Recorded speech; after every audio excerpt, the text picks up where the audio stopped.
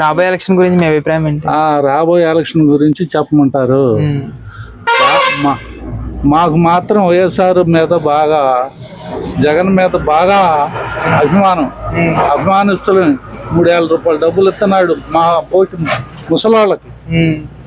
హాయిగా బడి పిల్లలకి కమ్మని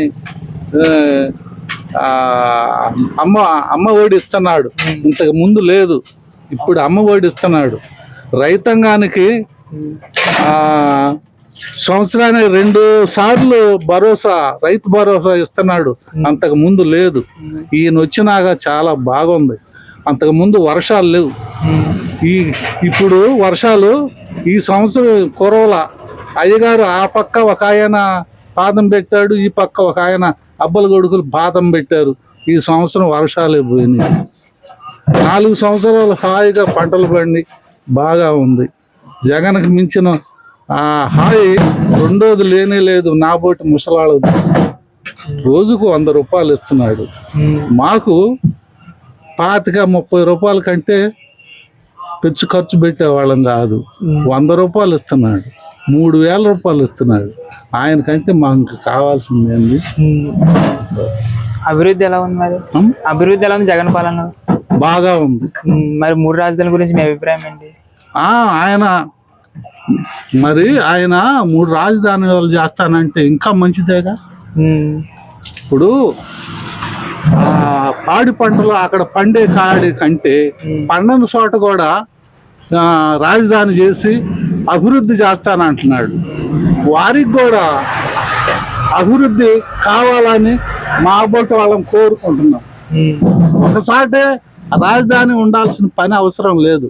3 రాజధానులు 3 సార్లు ఉంటే అందరూ హాయిగా రాష్ట్రంలో ప్రశాంతంగా ఆయన పరిపాలన బాగుందని నేను గర్వంగా చెప్పుకుంటున్నాను. మరి ఈసారి పవన్ కళ్యాణ్ చంద్రబాబు కలిసి పొత్తుగా పోటీ చేస్తున్నారు. పోటీ చేసినా అయ్యేం కాదులే. ఎంత పోటీ చేసినా సరే, పవన్ కళ్యాణ్ పోటీ చేసినా, చంద్రబాబు పోటీ చేసినా, ఆయన కుమారుడు లోకేష్ చేసినా జగన్కే మేము దారి చూపుతాం. హాయిగా చల్లగా 4 సంవత్సరాలు హాయిగా ఉంది. ఈ సంవత్సరం ఆయన గారు అటు కాలు పెట్టినందువల్ల మన రాష్ట్రంలో వర్షాలే లేకుండా పోయినాయి. ఆయన వస్తే ఈ వర్షాలు కూడా సరిగా గొరవు. అందువల్ల పాడి పంటలు గొడ్లు కూడా హాయిగా బతికి మేత వేసి హాయిగా మాకు పాలు ఇస్తాయి. ఆయన ఉంటమే మాకు మంచిది. ఆరోగ్యశ్రీ పథకం ఎట్లుంది తాత?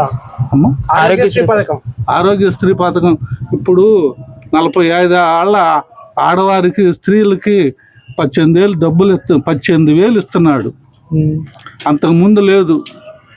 వారు ఏదో ఒక వ్యాపారం పెట్టుకొని హాయిగా బ్రతకండి వారికి ఇస్తున్నారు. అది ఆ పథకం ఎలా ఉంది? ఆరోగ్యశ్రీ అడుగుతున్నారు. బాగానే ఉంది, అంతా బాగానే ఉంది.